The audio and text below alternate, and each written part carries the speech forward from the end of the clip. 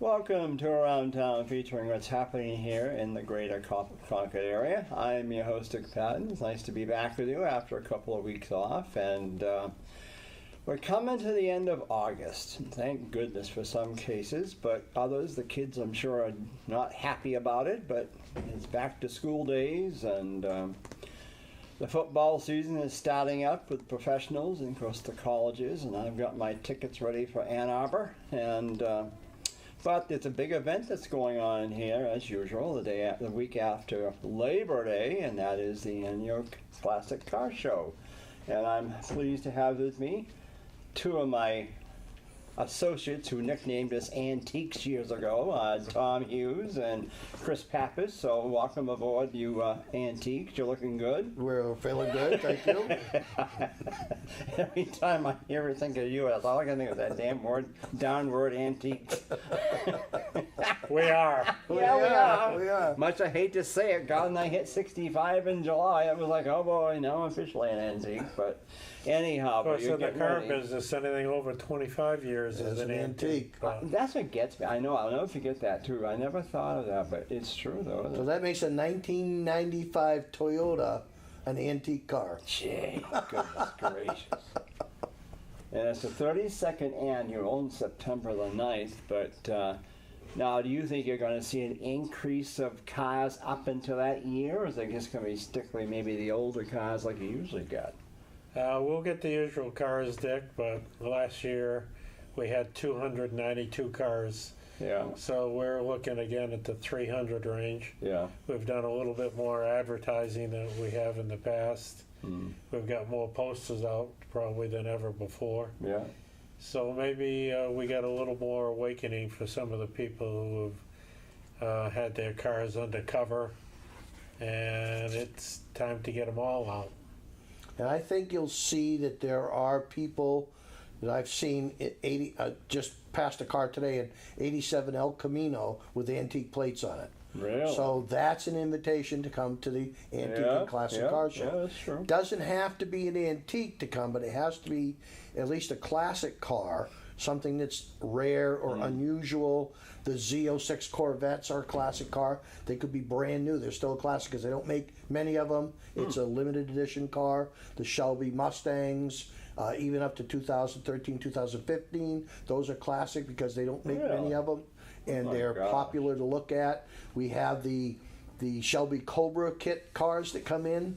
We usually have 8 or 10 of those, and we have the GT40 cars that come in. They're not really antiques because they're kit cars. They're very built low to the ground, very fast cars. Yeah, but they're not really antique cars because they're kit cars. They were built specifically to look like an antique car, but they're a classic car because there aren't a lot of them made. They resembled back in the 60s, the 66, 65, 64 AC Cobras from Shelby.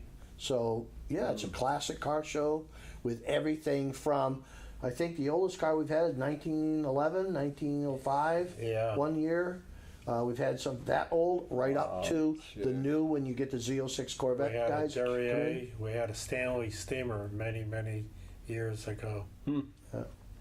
I remember one of my first shows, we had a Rockney. Yes. And you don't see that very often. A Rockney is a very unusual car. Built in the 20s, big classic broad car like a Phaeton or a Duesenberg or something like that. Beautiful car. I know it just amazes me. I love the old cars. And we have 21 classes, so whatever old car you have, Dick, we have a class for it. We have a spot for you. Yeah, mine's a Nissan Rogue there, or whatever it is there, but 2015. That doesn't quite fit our Not criteria. quite. That's not really classic, and it's not really an antique. So it's funny, when we went to Montreal a couple of weekends ago with my sister-in-law and brother-in-law, and we saw some cars up there that were antiques or older cars. I said, I'm surprised that they're on the road, but I don't know how the Canadians do that or not. Do they have antique classification up there? As a matter of fact, they have different cars up there manufactured by the same manufacturer, different names. Yeah. Like a Chevelle down here is a Beaumont up there. So They look similar, some little differences here Yeah. and there, but different Yeah. names. Yeah. I've been to a car show up in Littleton a number of years ago, and they get the Canadian cars coming down over the border into Littleton. Oh, And yeah. you see a lot of those unusual name plates Yeah. up The there. old Pontiac Catalina is a La Parisienne, Right, La Parisienne. just a slightly different grill. Yeah. Everything was the same. Yeah, That is but the kinda name wild. tag Just and the the grill is different. Canadian Yep. Canadian build. Canadian model. Mm. So they are different. They're unusual. They still have. They keep their cars up there. They're yeah. expensive to take Oh, care yeah, of. So sure. they keep them for a long, long time. Yeah. Yeah. Gee, just think, if we were in Cuba, what would we call an antique and classic I know. car show there? Well, the American cars over there are all antiques because we left there in '62. So there's nothing newer than a '62 American car. But they do have late model European cars and Russian cars and Czech cars that are been brought over to there because they had to have transportation. But the American cars that are there, nothing newer than a '62. What is it say? Some country, I know I've seen it on, it's not Cuba.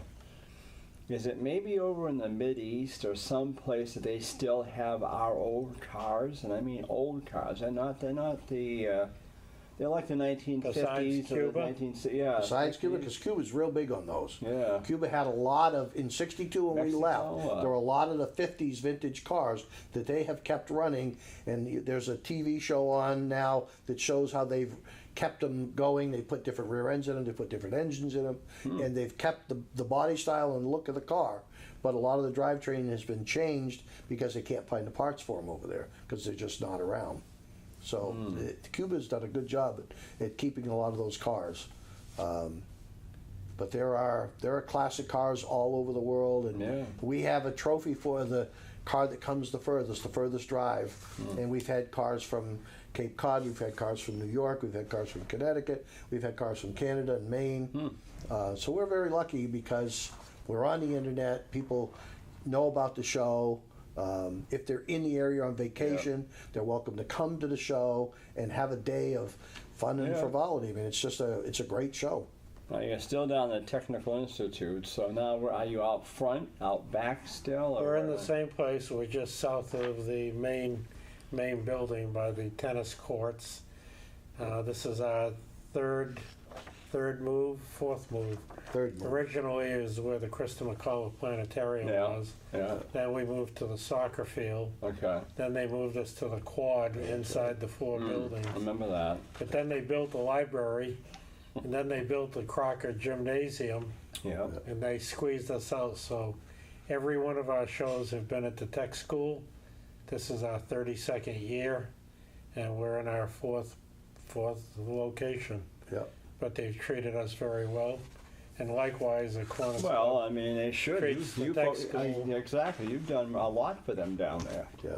Keith Wilding is the new gentleman that's in charge of the paramedic program. He took Nancy Brubaker's place.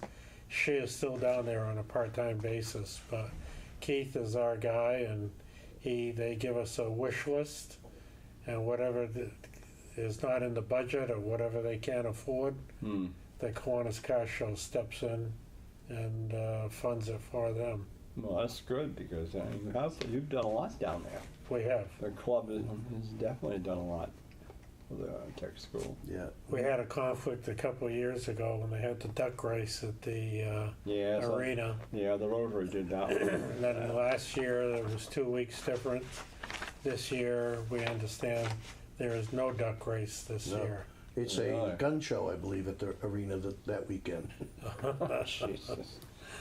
Huh. Well, between the cat show, the gun show, the model train show, that's our competition. That's right. Well, we still get a good crowd. We've been very lucky. We've been the last 8 or 10 years. We've been hovering around the 300 mark, just under, just around. We'd love to get over that, just to say that we've Yeah. broken the 300 cars.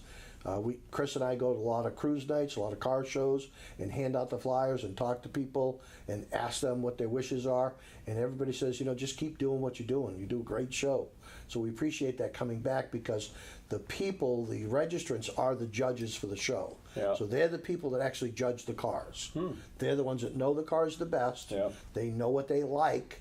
And so they should judge it and say, this should be number one. They vote on that particular car. We tabulate the votes between 1 and 2 o'clock and get the results out as quick as we can and let people know what they think of their cars. So it kind of works. It's not like some snobby guy in a blue sport jacket with a tie saying, "Oh, you've got dirt on your tire. I'm going to mark you off for that." No, it's the people that come bring their cars to the show, saying, "You know what? I like that. You did a great job on that car. You don't I need think a you should win toothbrush first." to clean the wheels Right. or anything like that. And the majority of these cars are driven there Yeah. and driven home. Oh, I'm sure. Yeah. We don't get a lot of what they call trailer queens. No. We get a lot of cars that are driven there. Chris and I get there very early in the morning to get things set up. And we've had cars arriving within minutes after us arriving there at 5:30 in the morning. So, Yeah. and it's a The 9 early o'clock show. birds are truly there. They're there when we get there quite often. Yeah. But there's a lot to do to set up the show. Oh, yeah. They got to sure go there and is. get the club members all in place. So when we Somebody's got to get the the coffee first going car. early, you know. Yeah, oh, yeah. We're going to have Yeah. coffee for the people that are Yeah. coming in. We got to get the coffee on early. So do you still have your food trailer there? I mean, Yeah, your own- hamburgers and hot dogs I mean, and I chips. know at the fair you don't have the trailer anymore, but you do have the trailer over to Right. the other place. Yep. Yeah. that one we do have. Yeah, we Yeah. do the food at the Kiwanis Car Show. Hamburgers, hot dogs, cheeseburgers, chips, drinks, and So whoever Everybody wants to appreciates bring it. their car down, it's a $15 entry fee.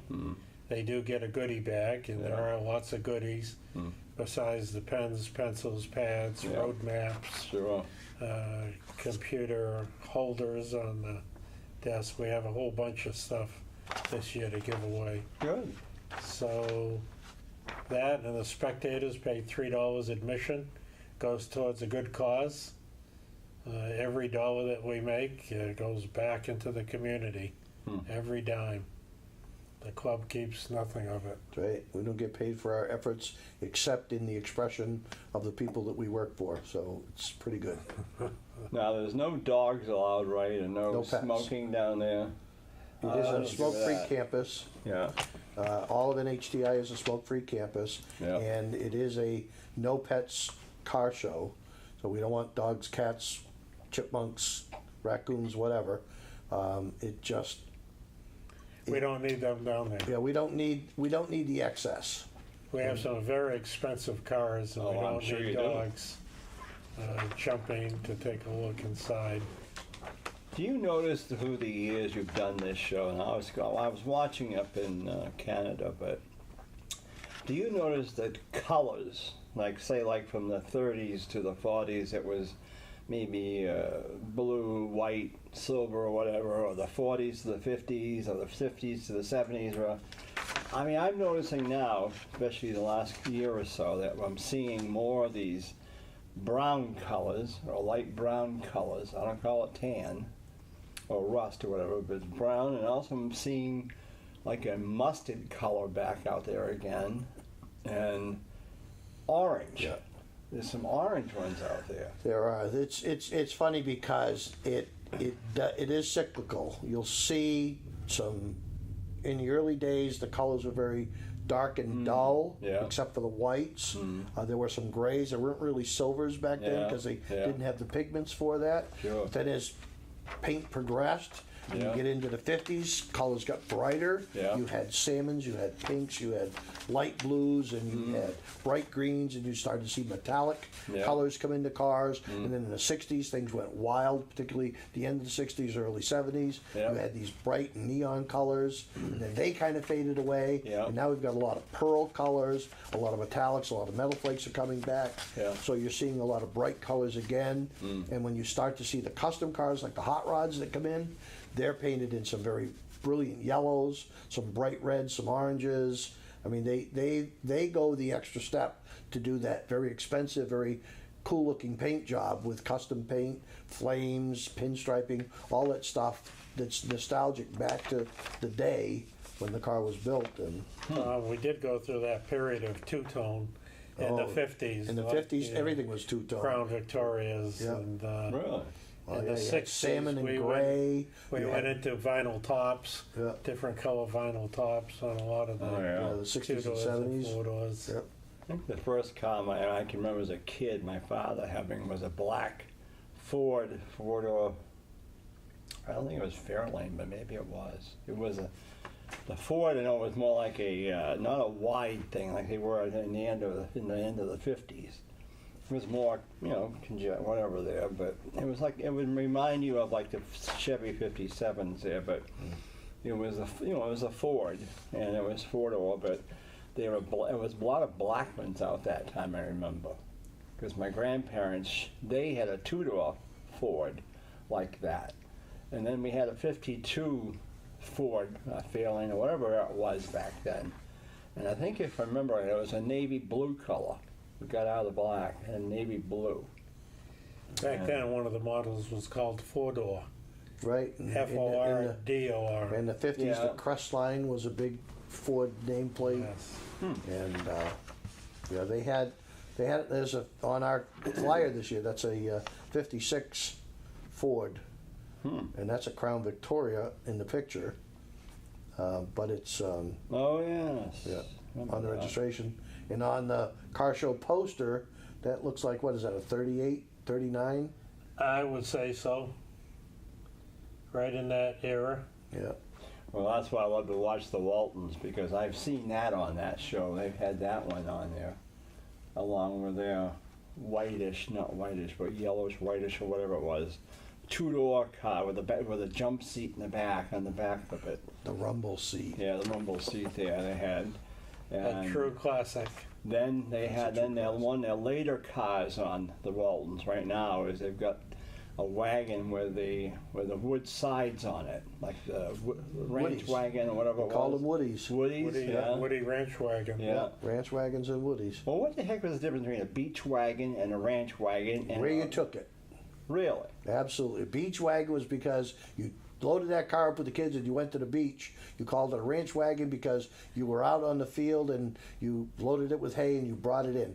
They were Oh, for all God's just sake. station wagons. Yeah. And the reason the station wagon name came out was because that's what the hotels took to the railroad station to fill up with luggage and customers that they were picking up. Yeah. And that was the station wagon. That was the wagon that went to the station Yeah. in order to pick up the guests and bring them back to the hotel.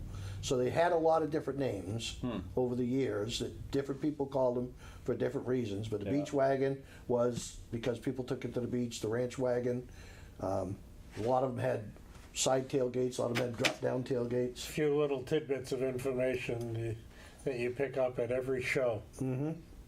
Every Yeah, show. you learn a lot at these old car shows. Oh yeah. I know. I remember once when I was down in helping you one time. There was this big thing. I thought it was a Cadillac, and it was a Packard, wasn't it? Mm-hmm. Wasn't it a Packard? Or Packards are big cars. Packards and It old reminded me of a Chryslers. big Cadillac. I thought they said it was a Packard for some reason. It was a huge car, and they didn't make them, I guess, too many years, but I remember seeing that down there. Packard was bought out by Studebaker in the 50s. I remember the student. So we have a Studebaker class because they have their Yeah. Studebaker meet at our show. Yeah. And a lot of Packards end up in that Studebaker class because Studebaker was bought by the Packard was bought by the Studebaker company. I was just curious. In past years, it seems like was Chuck Averill. Was he on the first committee that did Yes. this? I remember him talking, or his name coming up, that he was on the first committee that you had doing He this. owned a Model T, Yes, I remember him driving it. Oh yes. and Shelley at the time had worked for Hoagland's Auto Yeah. Oh Body. yes. Yeah. And from there to Concord Group. He was definitely one of the old timers in the club for sure. I have to laugh. The first time I met him was when Jim Milliken asked me to organize an antique car parade during market days. And we would have an antique car parade coming up Main Street from the shopping center. And I remember him driving his antique car. He always had that smile. Of course, he was much younger in those days, but he always had that smile. And he reminded me of Jim Ed Brown. Remember of the Bells, the singer, the country music singer? That's all I could think of, was he always had that smile like Jim Ed Brown would have when he was singing. And I thought, oh. So, yeah. But so he was on that first one. I think Ken Jordan just barely peeked in the door, but anyhow, you know, it shows how much people enjoy it. In 32 years, I mean, let's face it, it's a tradition. And if it wasn't for you guys, where would it be?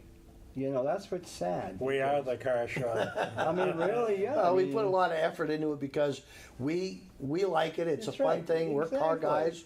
Chris and I have been in the car business all our lives. Yeah. It's what we do. It's what we enjoy. And even in his retirement, he still comes out to do this and enjoy it. And I know. It's a lot of work. Friday we spend 2 or 3 hours in the morning setting up the field, getting everything lined off, so we know where each class is going to go, because everybody's parked by their class. They're not just randomly put on the field. They're put in by class. It's not how you arrive, 1, 2, 3, 4, 5. You're put in by your class, so all the Class A's go together, all the Class B's go together, the trucks go together, the hot rods go together, the Mopars go together, Corvettes, all of that. And we line that all off on Friday, and then Saturday morning, Chris and I are there before the sun comes up, putting barrels out, By 6 o'clock, we're there. Yep. That's a sleepless night. That is a very early morning, yes.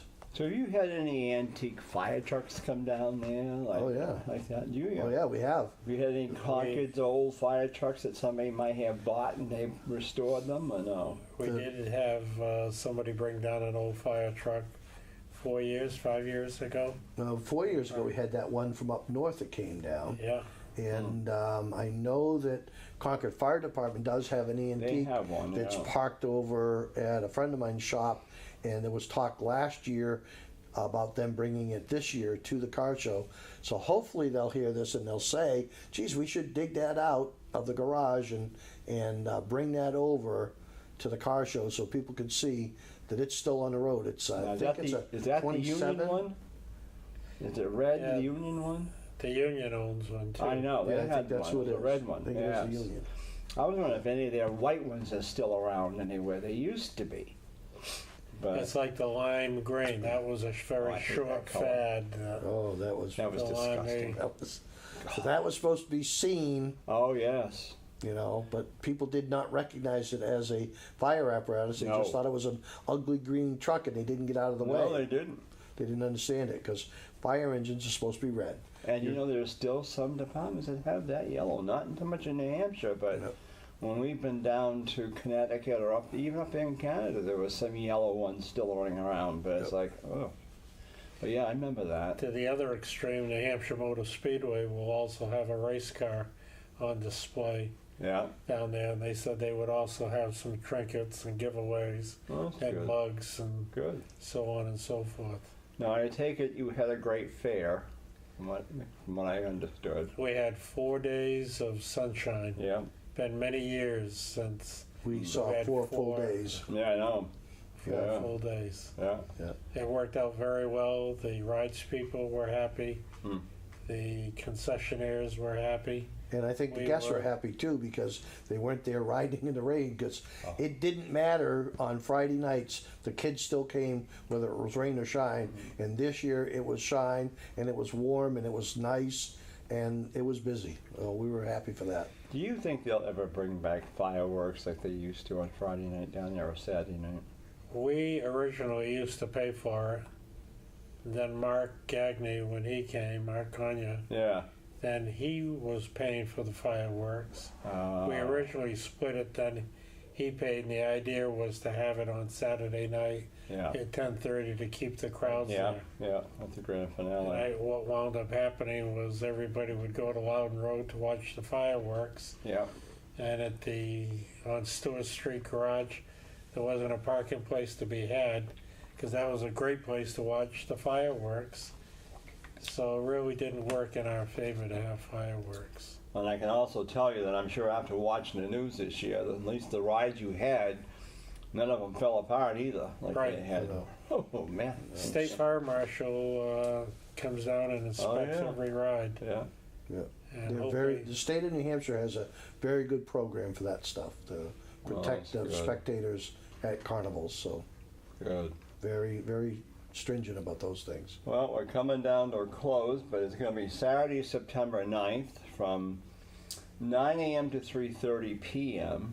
down at the tech school or community college there on well, now it's Institute Drive, I guess. Yep.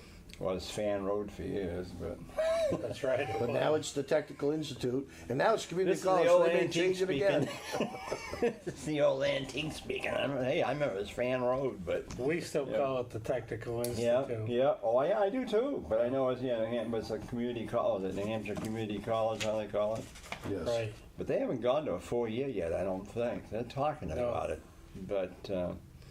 But no, that's good. And you But guys, Our early bird people that want to put their cars in start showing up around 7:30. By 8 o'clock, Yeah, we have a good full line. yeah, and you'll ready have to get in. donuts and coffee at 7:30. And is Flo Blake still helping out in the kid there when you have it down there? She makes an appearance every year. I know. I miss her. I used to see her at church all the time, and she always talked about that. But then you got, of course, from 10 o'clock to 2, hot dog, hamburgers, cheeseburgers, and sausage bombs. No. My goodness. No, too much work.